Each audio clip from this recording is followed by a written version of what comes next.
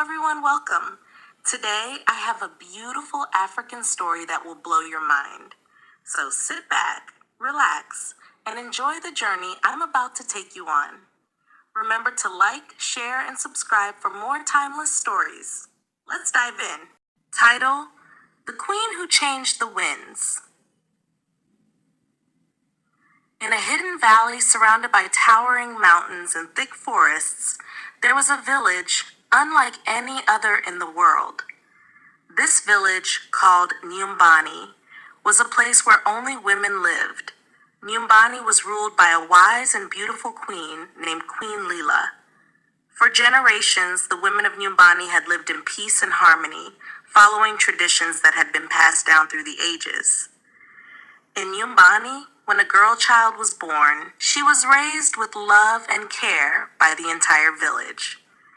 But when she grew up and became of age, she would be sent to a neighboring village to conceive a child.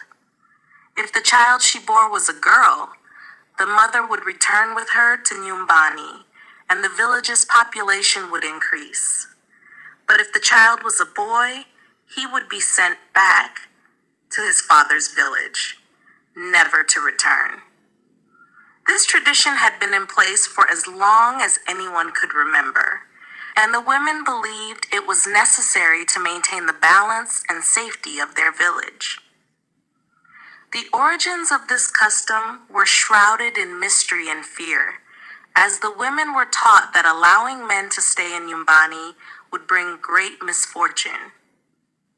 Queen Layla had a daughter named Zuri, who was as brave as she was curious. Zuri loved her mother deeply and respected the ways of her village.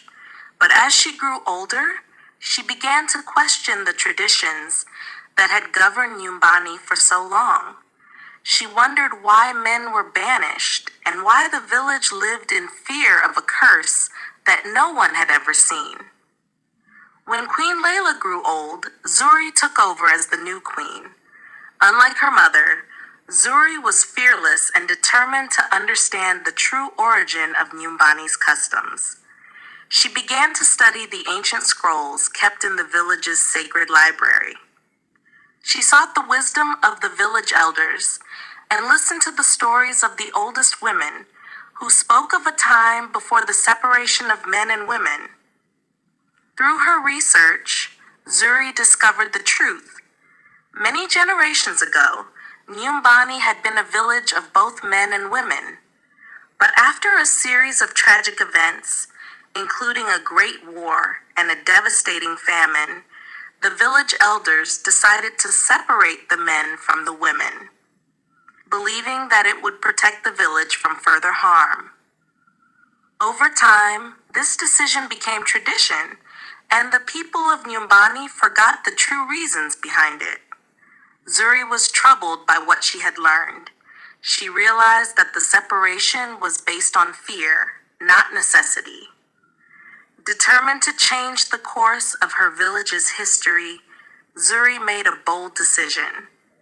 She would invite a man to live in Nyumbani, breaking the ancient tradition and proving that the village had nothing to fear. When Zuri announced her decision, the women of Nyumbani were afraid. They remembered the stories of the curse and worried that Zuri's actions would bring disaster upon them.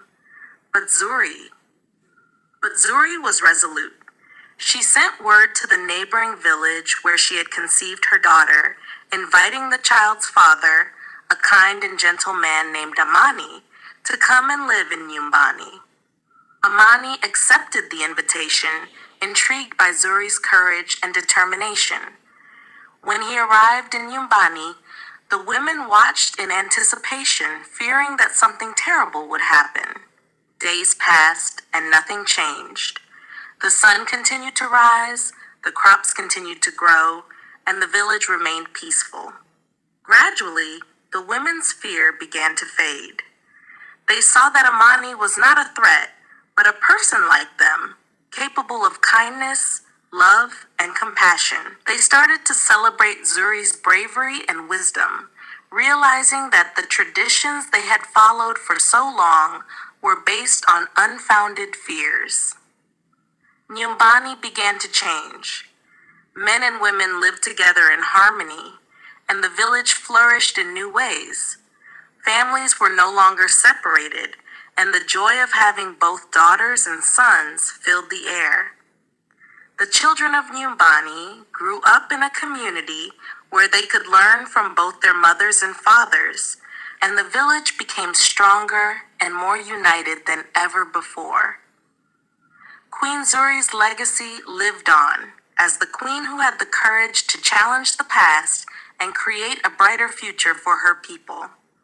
The story of how she changed the winds of Nyumbani was told to every child, reminding them of the power of love, courage, and the importance of questioning the old ways when they no longer serve the community.